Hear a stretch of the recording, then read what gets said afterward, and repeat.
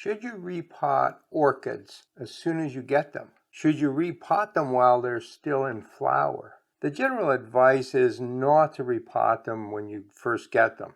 Repotting does add some stress to the plant, and if the plant's stressed too much, it'll lose mostly the buds. The flowers will probably stay there, but the new developing buds won't get enough moisture and they may fall off, and you'll get a shorter flowering season. So a lot of people recommend that you should wait until flowering is finished, and that's actually good advice. But there are also some good reasons to repot these guys right away.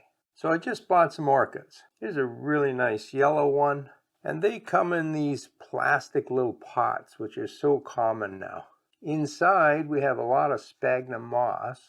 The roots look fairly good from what I can see, but I can't see most of them. I also bought this one here. I couldn't help myself. I've been growing orchids for about 45 years, but I've never had a variegated phalaenopsis. So I had to try this one too. And it again came in this plastic pot. There are a couple problems here. One is that growing in sphagnum moss is really tricky. If you don't get the watering just right, the plants won't do well. Now, some people use it and they're quite successful with it, so you can learn how to do it.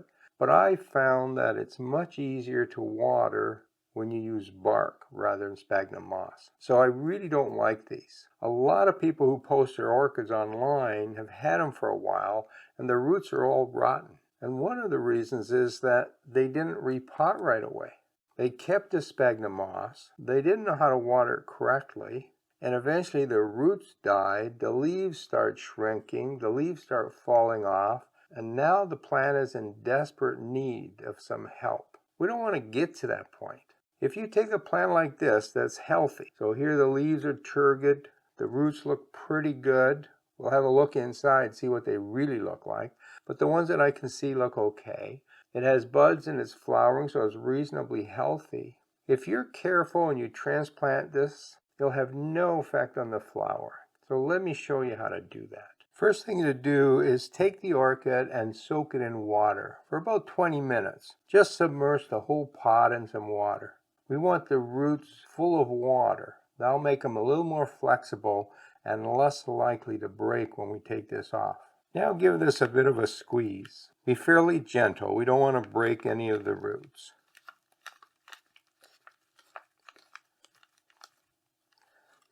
Now grab the orchid right near the bottom and give it a bit of a pull and see if it comes out. If that doesn't work, we're going to have to cut this pot off.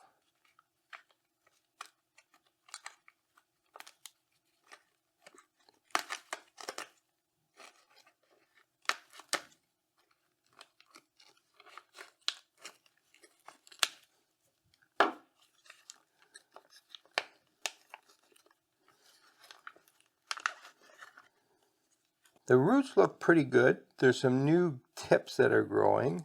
There are some older ones up here. Now what I do is I just gently tease out the peat moss.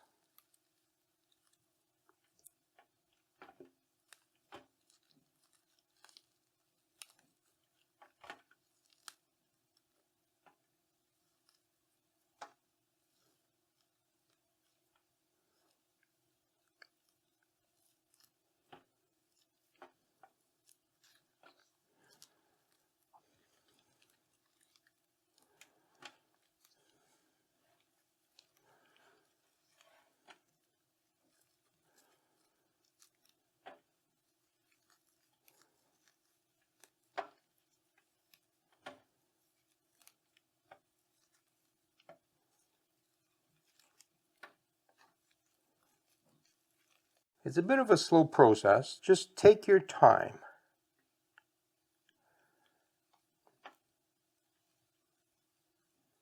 You don't have to get every piece of sphagnum out, but we want to get most of it out. Now have a look at the roots to see what they look like. If they're old and dry, cut them off, because those are dead roots. These roots actually look pretty good, so I'm going to leave the rest of these. Now repotting is really easy.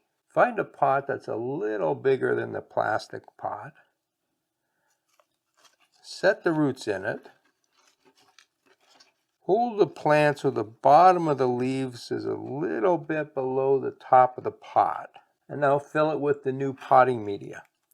What I like to use is straight coconut chunks.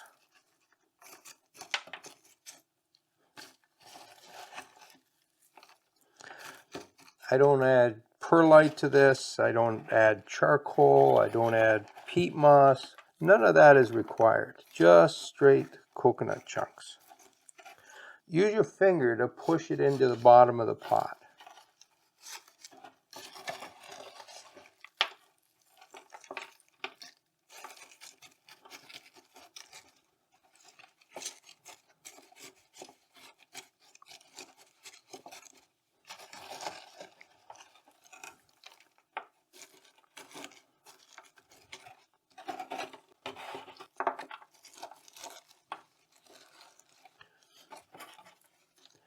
You'll notice that I'm pressing fairly firmly.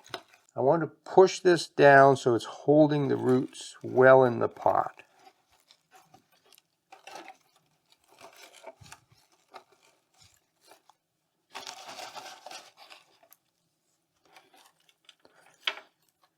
Now you might be concerned that by pushing it down you're actually breaking the roots, but what you see as the root is actually the velamen. The root is a fine, thin thing that's inside of that, and so if you break the velamen it actually doesn't harm the orchid.